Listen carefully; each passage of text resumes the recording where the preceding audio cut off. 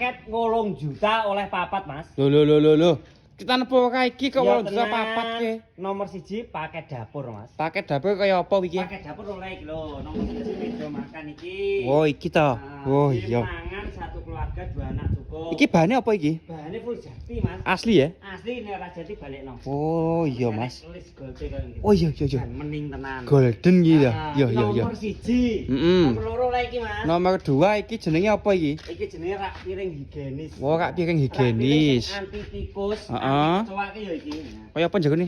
Meningi kaya Oh, nek nggon piringe. Heeh. Jemuk piringe kalau gelas. Yo. Wah, kamu iki.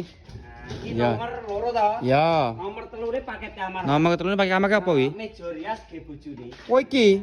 Komplit salungguhane bojomu ben ndak ngentres.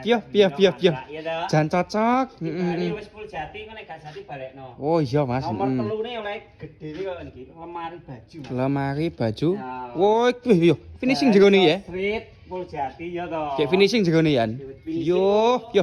Jan cocok nang iki. Iki sing paling penting nang kamar iki. Lemari baju ya. Ya.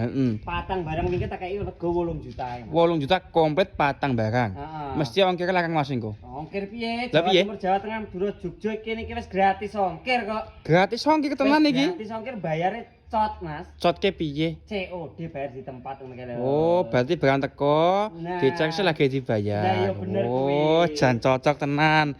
Sik to jare mlayu nek pesen carane piye Oh iki? iya, cara pesene misalnya bioprofil Mas wis lengkap. Tulungne wis terhubung karo. Didudul dilewek ngono Ah. ya. Yo. Masuk. 8 juta patang barang bolo. Srit